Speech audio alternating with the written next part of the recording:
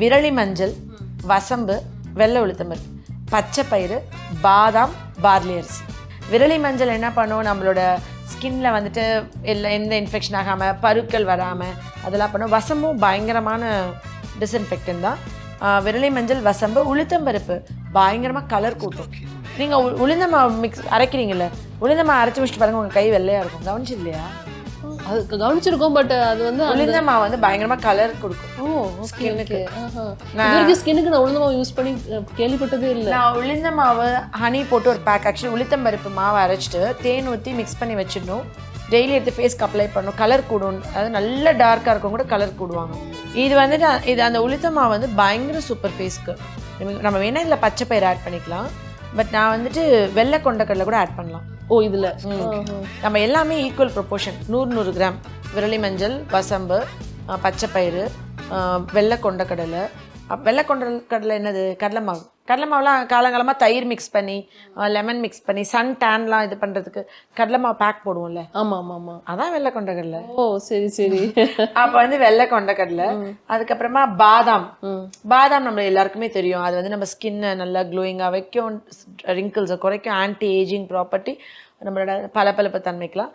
Barley rice நிறைய பேருக்கு தெரியாது. Barley rice for face.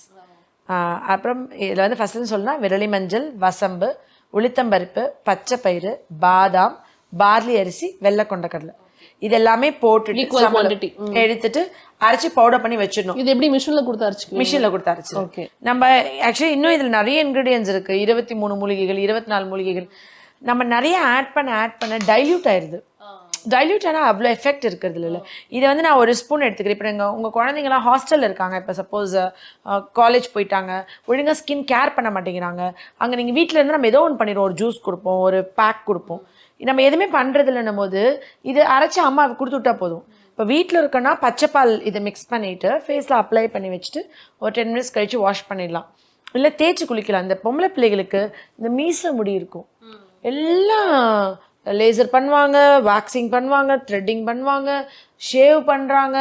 ரெகுலராக குழந்தையிலேருந்து பிறந்து ஒரு 30 நாள் வரைக்கும் நீங்கள் போட வேணாம். 3 மந்த்ஸ்க்கு ஸ்கின் ரொம்ப சாஃப்டாக இருக்கும். நீங்கள் அப்போ வந்து நல்பாமர தைலம் ஆயிலாக அதை மிக்ஸ் பண்ணி, அது கோட்டக்கல்ல கிடைக்கும், ஆயுர்வேதிக் ப்ராடக்ட் நல்லாயிருக்கும். அது உடம்பு ஃபுல்லாக தேய்ச்சி வச்சுட்டு மசாஜ் பண்ணி வச்சுட்டு 1 மணி நேரம் கழித்து குளிப்பாட்டலாம். ஏன்னா அப்பயே கொட்டினா தான் ஈஸியாக இருக்கும் ஹேர். நிறைய வந்துட்டு நார்த் இந்தியா சைட் போனீங்கன்னா கோதுமை மாவு இருக்குல்ல, கோதுமை மாவில் நெய் மிக்ஸ் பால் ஊற்றி நல்லா டைல்யூட் பண்ணிவிட்டு நெய் மிக்ஸ் பண்ணிடுவாங்க. கொஞ்சம் நல்லா வசதியாக இருக்குங்க. வெறும் கோதுமை மாவு நெய் உடம்பு ஃபுல்லாக அப்ளை பண்ணிடுவாங்க. குழந்தைங்களுக்கு அப்ளை பண்ணிட்டு உருட்டி மசாஜ் பண்ணிவிட்டு குளிக்க வைப்பாங்க. எல்லா பேபி ஹேர்ஸுமே அதில் ஒட்டி வந்துடும். நல்லா பாடியில் ஹேர் லாஸ் ஆகும். இப்போ இந்த காலேஜ்லாம் இருக்குங்க, பிள்ளைங்க ஒழுங்காக கேர் பண்ண மாட்டாங்க, க்ரீம்ஸ் போட மாட்டாங்க. ரெகுலராக நைட் வந்து சும்மா தண்ணி இருந்தால் போதும், தண்ணியில் மிக்ஸ் பண்ணி ஃபேஸில் அப்ளை பண்ணி வச்சுட்டு காஞ்சப்பறம் கொஞ்சம் நல்லா தேய்ச்சி கழுவிட்டு படுத்துட்டாங்கன்னா பிள்ளைங்களுக்கு ஸ்கின் மெயின்டைன் ஆகும்.